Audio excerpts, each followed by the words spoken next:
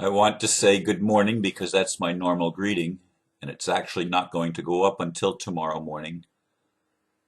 But it's 2:22 in the afternoon on the 30th of December, and I've been awake for less than a half an hour, or maybe about a half an hour, from a little nap that I took. I laid down before noon. The phone rang a little after noon. I chose not to answer it, thinking, oh boy, now I won't be able to get back to sleep. I had only had 2.5 hours sleep the night before I got up to do my video. And I needed to get a nap. And when I woke up, I don't know, it was a little after 2 when I rolled over and finally looked at the clock, but I had been awake a little bit of a time before that. And I had an amazing dream. And so the title for today, and this again will go up for the last video of the year, a dream I must share with the world. I'm still having trouble processing this dream. It was only about a 2-hour nap, and it was so vivid. I was shown one of the leaders, a man that operated in the shadows at a very high level in our world. The one who brought me to that building to witness it summoned him forth. He came out with many other men surrounding him. I didn't know what to expect, even feeling somewhat apprehensive. Then he spoke.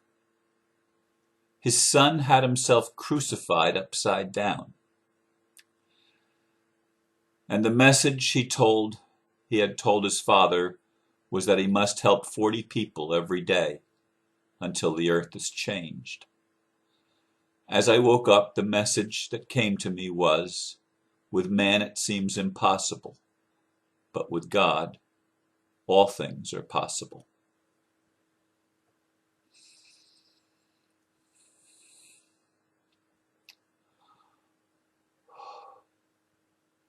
I hardly know where to begin, other than that I've just begun. I still can't figure out all the pieces of the dream.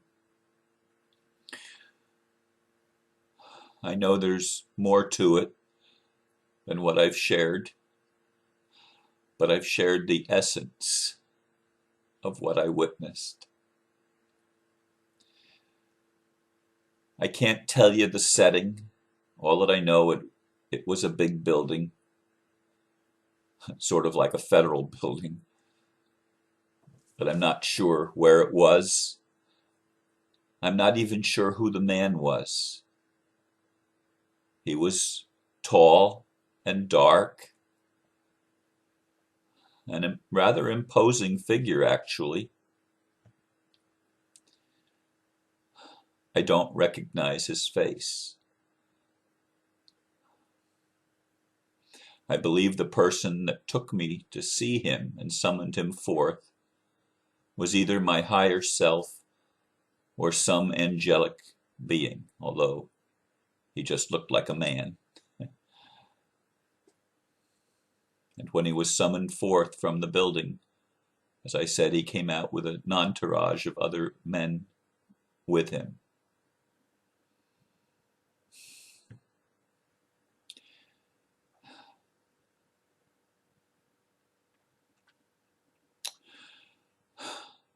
And it was the message that got me and is still hanging on.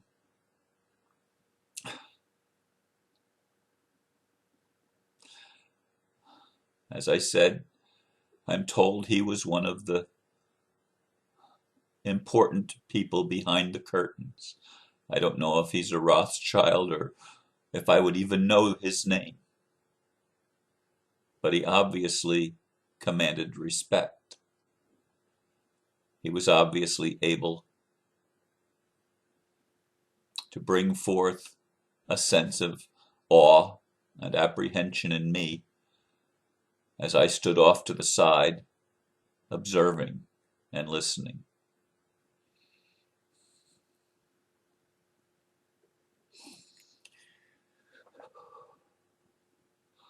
With man, it seems impossible that someone that has been a worker of iniquity could have such a transformation. But then I think of Charles Dickens' Christmas Carol and Scrooge, how he was shown some things that transformed his life. Of course, when I realized the message of 40, helping 40 people a day as a way of, I guess, doing the karma that's necessary, I thought of the hidden hand material and the revelation that they had to do acts. I don't know if I don't remember if it was 40 acts of wickedness a day. But this was the reverse of it. Whatever hidden hand said that they're required to do in the Illuminati, this was the exact opposite. This was the transformation. This was the transmutation of that energy. And I don't know. I can't tell you that I know how this is going to play out. But I feel impelled and compelled to share it now and not wait until tomorrow morning at the time that I usually do the videos, although I'm going to actually put it up at that time. It's going to be tomorrow's video. But as I said, it's actually Sunday afternoon. Folks, I'm asking you, I'm inviting you to visualize something like this actually happening.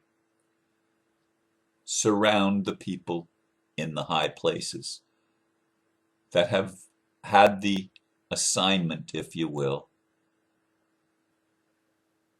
of creating things on earth that are so horrendous for the purpose of waking us up, but they didn't know that. Those that have seemed to revel in their iniquity and in their wickedness, let's surround them with love and light. I know that sounds so airy-fairy to a lot of people, but as I was shown, with man it's impossible, but with God all things are possible. Surround these people that do wickedness and seem to enjoy wickedness and live in the lie, live for the purpose, it seems, of fraud. Let their son be crucified upside down. Figuratively, but very real in their conscience, in their mind. Let it penetrate to their conscious mind, bringing forth actions of mercy, actions that bring justice and reverse the trends that we've seen in the world up through December 2012.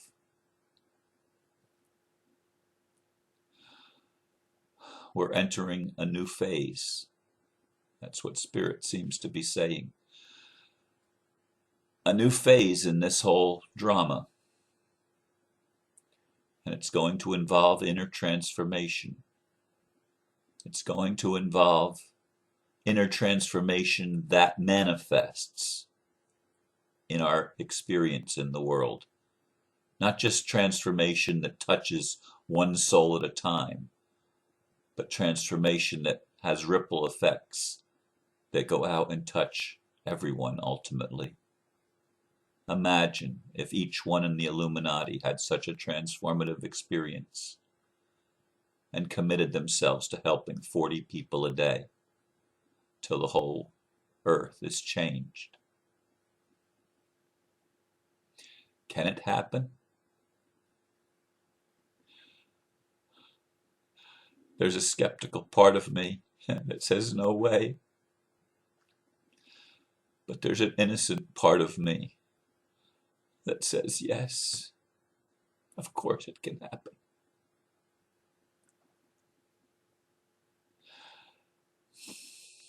This is what we've prayed for. This is what the human soul and the human spirit has cried out for. And it's in the hands of our Heavenly Father and our Earth Mother to bring about the transformation of consciousness, such that those that have been hardened, those that have been labeled psychopaths and sociopaths, even their hearts are softened, and they see the Son that was crucified upside down and recognize it as their own Son. Lots of implications and possibilities with that image, with that idea. Ponder it in your own heart as we close out 2012. Ponder it.